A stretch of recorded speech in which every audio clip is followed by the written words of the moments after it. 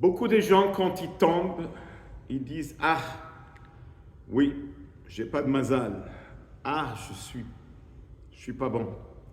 Ah, ça a l'air que Dieu ne veut pas que je réussisse. Et tous ces commentaires, ça fait du mal. Quand une personne il commence à croire qu'il est tombé, il se concentre dans ce qui ne marche pas, il se concentre dans les difficultés, mais quand on croit et on se concentre dans cela, il va grandir. Abraham Avinu, il nous apprend tout à fait une autre approche.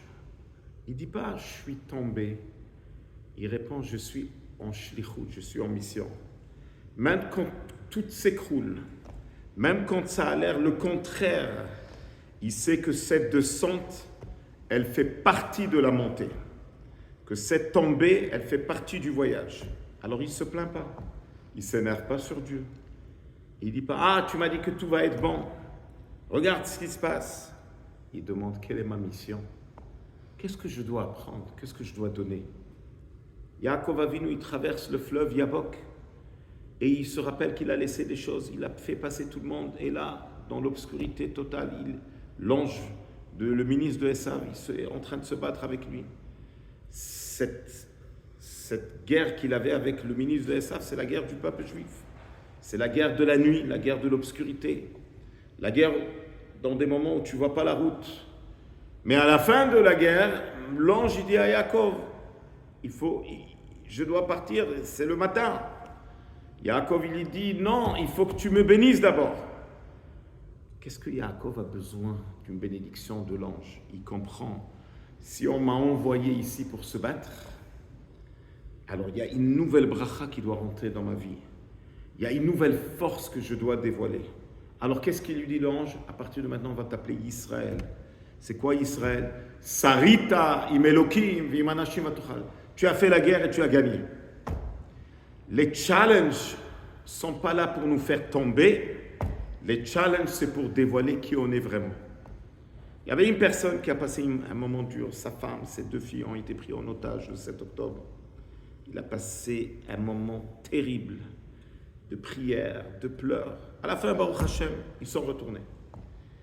Et il y avait un rabbin qui lui a parlé, il a dit, quelque chose a été gravé dans mon cœur.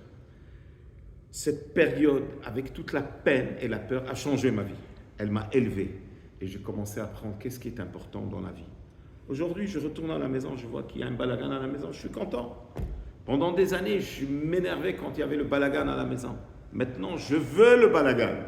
Parce que le balagan veut dire qu'il y a des enfants, qu'il y a de la vie, qu'il y a une famille.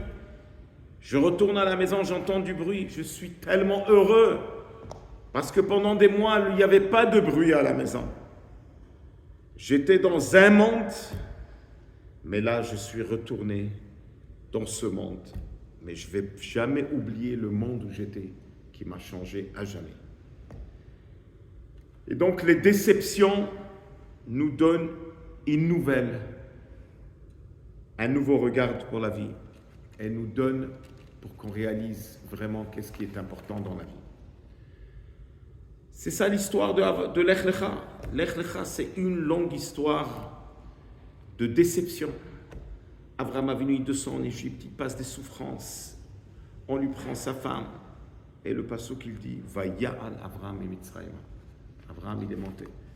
Abraham Avinu, il reçoit une promesse. Quand je vois, il lui promesse qu'il va être un peuple puissant. Mais il lui dit, mais d'abord, il faut que tu ailles. Lech Lecha. Mais quand il arrive, à peine il arrive, il y a une famine en Israël. Alors il est obligé de partir en Égypte. Et quand il va en Égypte, ils lui prennent sa femme Sarah. Mais lui dit à Sarah, tu as un travail important à faire dans le palais de Paro. Tu vas montrer pour les générations futures qu'une femme juive, elle peut être dans un niveau bas, mais elle va être forte et elle va rester pure. Sarah, elle rentre comme une reine, pas comme un sacrifice. Et elle trace le chemin pour les femmes juives qui vont être en exil en Égypte. Que Baruch Hashem, pendant toutes ces années, ils ne sont pas sortis avec des Égyptiens. Voilà l'histoire de la paracha. C'est une histoire, c'est un voyage. Le juif, il voyage. Le voyage qui nous amène à un endroit où on va s'élever n'est pas nécessairement par les succès, mais par ça qu'on tombe. Là-bas se trouvent les plus grands trésors. Alors voilà, nous aussi on a vécu un moment pas facile hier avec notre fils et notre belle-fille qui se trouvent en Jamaïque.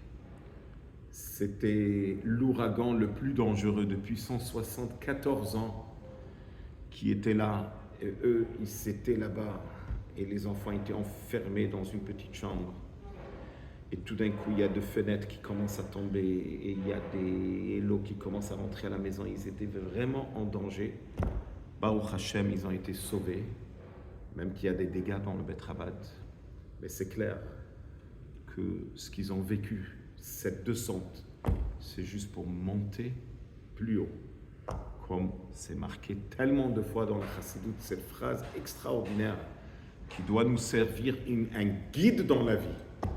Yerida Sorech Aliyah. Une descente, c'est pour monter. Une descente fait partie du monter. C'est ça le secret du mot Lech Lecha.